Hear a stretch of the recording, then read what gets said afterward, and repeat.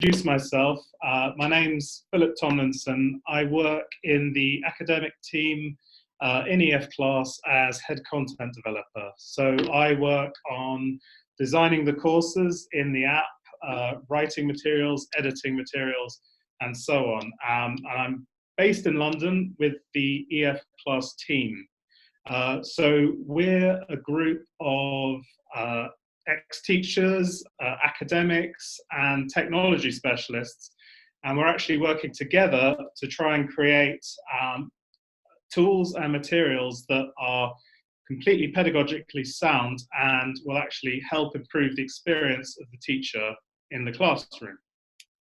So what I want to do today in this webinar, and this is the first of 3 webinars, here I just want to introduce EF Class, introduce the ideas that went into creating EF Class, and particularly I want to focus on the academic principles we use and our content, which is the area that I am particularly interested in. The future webinars will focus more on the practical aspects of using EF Class, so kind of which buttons to press, where to look on the screen and so on. But I'll just be introducing the app overall today. So if you have any questions, you've already met Jan, I think everyone on the call, just type those questions into the chat at the bottom of the screen in Zoom. Yeah, type questions. Oh, hello, we have a new member. Type any questions on the chat, and Jan, my glamorous assistant, will help, will answer them for you. And then if at the end we have any time, I'll have a look at the questions too and see if there's anything else anyone wants to ask. Okay, so the first thing I want to talk about is EF Class, and in particular, what EF Class is. I have shared my screen. You should all be able to see this now. And I just want to give a brief introduction to what EF Class is and why we've created it as it is. So the first thing to say about EF Class is it's an interactive classroom tool. Now, what that means is that EF Class is designed primarily for use in the classroom. It's not just a self-study app with students working on their own at home. This is students working in a classroom with a teacher, talking to the teacher, talking to each other, discussing, completing activities, and so on.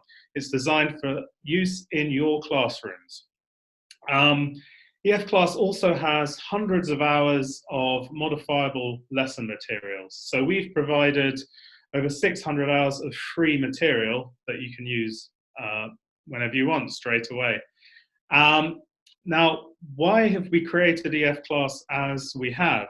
Our main mission is to try and help teachers achieve the most that they can in the classroom, firstly by saving them time. So with EF Class, the technology saves you a lot of administration time, a lot of time you'd be searching for materials all over the place, putting them together, editing them, and so on. And the materials are there for you to use straight away. EF Class also aims to make lessons more engaging. So we have absorbing interactive activities, we have up-to-date content, which is continually updated. We have engaging activities that continually try and relate to the interests of your students. And finally, the advantage of our technology is you have opportunities to individualize the material to the needs of your particular students. So you can adjust material. Within our material, there's suggestions of different ways of approaching the learning experience, as we'll see as we go through this. Okay, the next thing I want to talk about is how to actually use EF Class. Now, this is just a broad introduction. Future webinars will go into more detail on how you actually do the nitty-gritty of going through it. Here's a few pictures to give you some ideas. So if you're in a class where your students have devices, for example, iPads or laptops, then you will have a version of the EF Class app and the students will have a version of the app. and you're able to send material directly from your app to the students. The students can then do the activities, and when they submit their activities, you'll immediately see what they're doing. You'll be able to see what the whole class is doing. So as a teacher, you can keep track of what's going on the whole time. Now, not all the activities are individualized multiple choice type activities. So we have collaborative activities. So here we have a group of very cool looking students having a discussion based around activities in the EF Class app.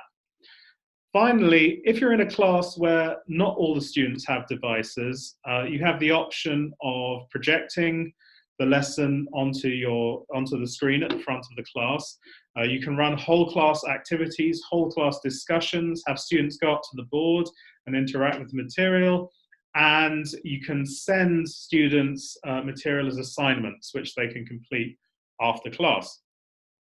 Okay, so that's a very broad introduction to how this actually works, how you actually use the EF Class.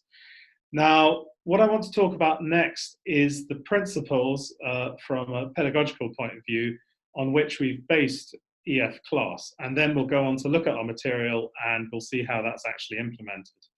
So here we have a range of academic principles which have been developed by our academic team over the years, based primarily on those pedagogical techniques that are most likely to improve learning. I've selected a few principles here that I think it would be useful to frame our discussion today.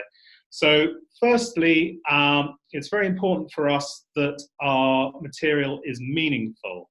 So it's a well-established principle that learning progresses more effectively if material is meaningful to the learner. And we do everything we can to make that happen. So in structuring our lessons, we're making sure that previous knowledge is activated in the learner's minds. We provide material that is up to date, it's relevant, it's to do with concerns that students will have. And at the end of the lessons, we're always sure to make sure that new learning is connected to students' existing knowledge and they can go further with it and relate it to their own lives. In a related point, we use a communicative approach in our lessons. So we don't teach language in the manner of students just learning endless grammar tables. Language is taught through communications. Students are given tasks which require them to communicate with each other and to actually use the language, and they're given real world context to work with and to learn from. Another key principle is the use of formative assessment. So we make sure that students are given clear learning goals. They are given activities that help them progress towards those goals, and they are given constant feedback. And they use that feedback to work out where the gaps in their knowledge are and to act accordingly, to work out where the problems are and to change their approaches. Differentiation is also an important part of EF Class, as we'll see. So as we discussed individualizing the learning experience, we want to make sure that all students in the class, whatever their level of readiness, have opportunities to learn from the EF Class material. And finally, student autonomy is very important. We want students to take ownership of their own learning, to reflect on what they've learned, to make choices in their learning, and to go forward as autonomous students. Okay, so that's an introduction to the key principles, a very brief introduction. What I'd like to do now is actually have a look at the EF Class app. And in going through the app and introducing our content, hopefully we'll see how some of these principles are actually applied. Okay, so let's go to EF Class. So here we are. Let's imagine you've already logged into EF Class. Now, let's say you want to look at the lessons that we have. How do you do that? We have various tabs along the side of this main screen. At the top is the Discover tab. So if you select Discover, you're given this view. You're given 3 tabs on lessons, courses, and skills. So the Lessons tab, the Lessons page, basically introduces material that's curated by us, curated by the academic team here, and presented to you as particularly relevant and exciting at the moment. At the top, you can see our weekly lessons. So every week during term time, we produce a new, fresh lesson based on a current topic that we hope will engage students, will be relevant, will be meaningful, because it's about what's happening right now. These are very popular lessons. They're on, the current lesson we're working on is on Brexit, which being in London is a topic I think we've heard enough about, but it's certainly a relevant topic at the time. We've had lessons on climate strikes, on Donald Trump, and so on. Also on this page, we have some lessons on getting started to introduce you to EF Class and to give you more guidance on how to use the app. Editorial picks, which are curated content selected by our own academic team as particularly relevant and related to the weekly lesson. And trending topics, which are very popular lessons that are being used a lot at the moment, and which are related to things that are going on in the news at the moment. And across this page, we have a whole range of suggestions. So if you're coming to EF Class for the first time, this is an excellent starting point to get some interesting ideas for what to do with your class. Now, we also have the Courses tab here. So next to the Lessons tab is the Courses tab. So this tab shows you all of the courses that we've created for EF Class, so the 600 plus hours of content. We have various types of courses. So firstly, we have the core courses. These are courses designed to cover a whole level of learning. So they provide a complete package. For teachers in Sweden, we've aligned material English 5, 6, and 7 to the Swedish curriculum. And for teachers in other markets, all of these align to CFR levels, so they can be used anywhere. So if you look at a course, this is the English 5 course, which is at a B1, B2 CFR level. You have relevant topics, for example, movies, travel, globalization, varieties of English, education, storytelling, and so on. And within each unit, you have all the skills that you need to cover. So you have speaking, writing, reading, listening. We have project work as well. So alongside these core courses, we have language-focused courses such as Grammar Lab, which is now in its 2nd edition. So we've responded to what a lot of teachers like you have said about our initial course, and we've adapted it, we've changed it, and this is material which is primarily used for remedial work for students who are struggling with a particular grammar point. You can send these materials to the students that need that particular help on a particular grammatical issue. And this can often be done as self-study. We also have courses on pronunciation, vocabulary, vocational studies, as well as games, and for example, student reflection, where again, connecting to formative assessment, students think about their own learning, how they approach learning, their goals, and where they're going in the future with their learning. One more tab on the Discover page, which is particularly useful, is the Skills tab. So if you've got a particular class and you want to teach them a particular skill, let's say listening, you can go to the Skills tab, look at all the listening lessons that there are.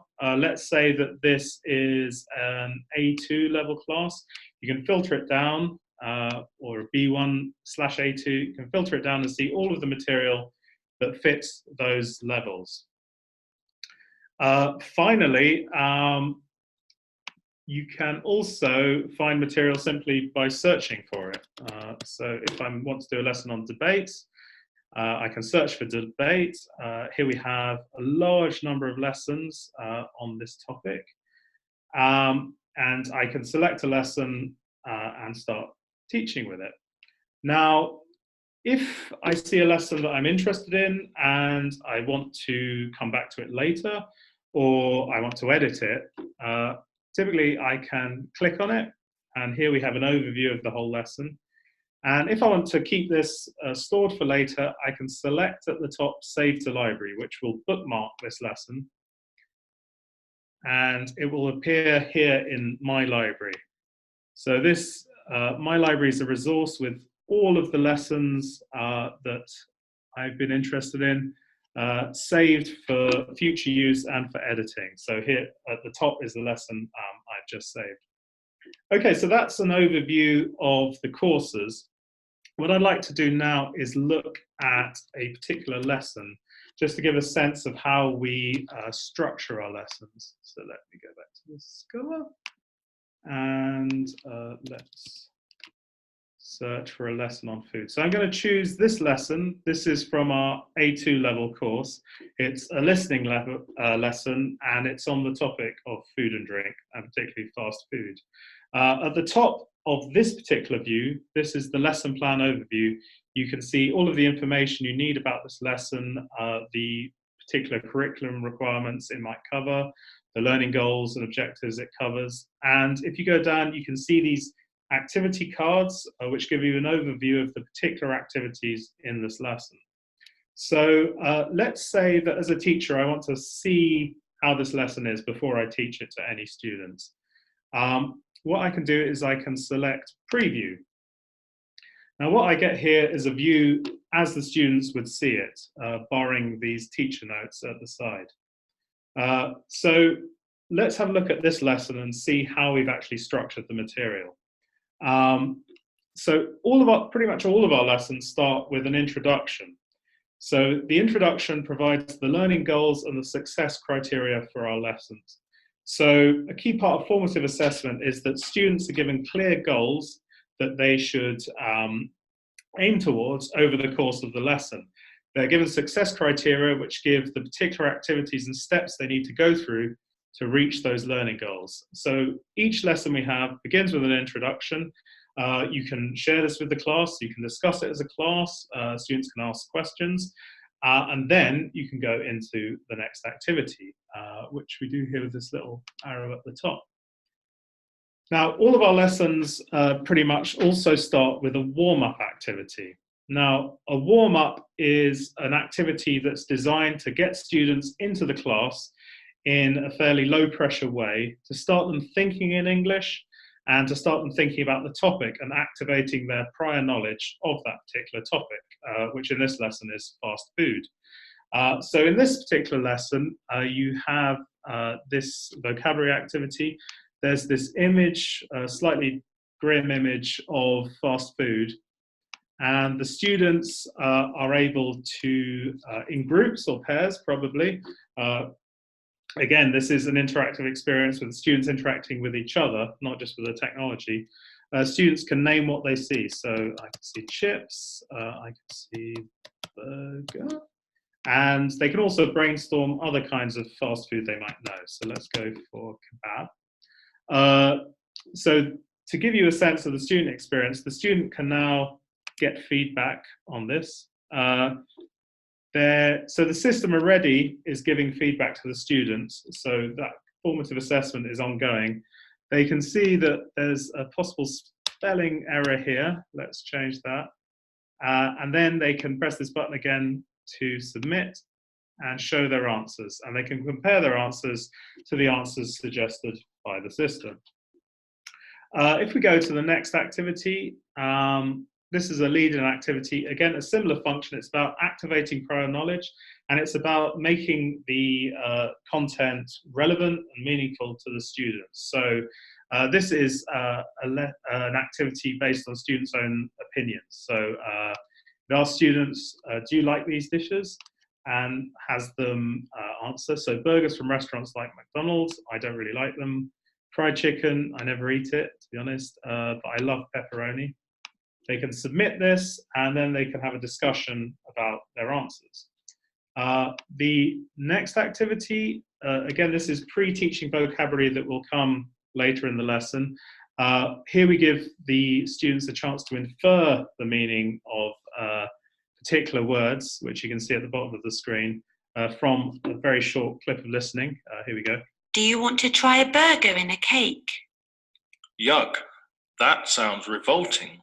Okay, I think those words sound fairly negative, so I'm going to go for yuck, revolting, and let me submit. And the system automatically gives feedback on how well the students have done. Okay, another thing I should mention here, so on the side, this is something that the students wouldn't be able to see, are the teacher's notes. One element of the teacher's notes, which provide guidance on how to run the activity and further information, is the extension activities. So to help with differentiation, we provide suggestions on how an activity could be adapted or extended to meet the needs of students who might need more support or who might need more challenge. Okay, let's go to the next activity, which is this listening activity. This is based around an authentic text. This is, I believe, from the Guardian newspaper. It's got 2 pieces of chicken. So authentic material, relevant material to students. This listening activity is listening for detail. So in our skills lessons, we're looking at particular listening skills. So whether it's listening for gist, listening for particular details, particular words, comprehension, inference. Skills are, students are there to learn particular skills. It's not just generic listening. Let's try this, and didn't get those right. Here is the answer. And here is another listening activity. This is more of a comprehension activity, where you can fill in your answers here based on the listening. And then we have a respond activity. So here we are going beyond the information in the text. We're asking the students to evaluate, to start using higher order thinking skills, to discuss, to relate things to their own interests. And again, this would be a discussion activity. This is students talking together in the classroom. So yeah, would you like to try the sandwich that they've heard about in the video? They can discuss why they might or might not want to do that. Further activities, we have a language extension activity. So we have the word deep fried in the video. This is a chance for students to learn additional words related to the topic. And here we have a practice activity. Now, if you look at the side, you'll see this is labeled as a support activity. So in our lessons, we have particular activities labeled as support or challenge. The support activities are designed to provide additional practice for students who may have struggled on the previous activity and need a little bit more controlled practice. Here we have another activity. This is labeled as challenge. So while some students might be doing that support activity, some stronger students or students who've maybe finished very quickly can start working on this activity where they actually have to apply the vocabulary they've learned in a new creative context.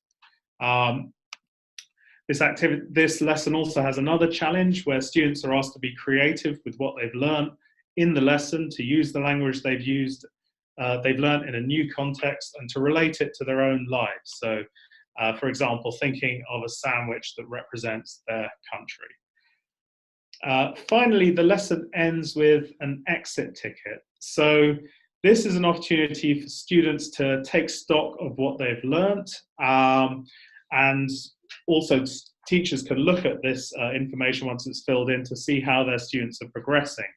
A lot of exit tickets also have opportunities for students to reflect on where there might be gaps in their knowledge, which aspects of their learning they still have to work on, and so on and so forth.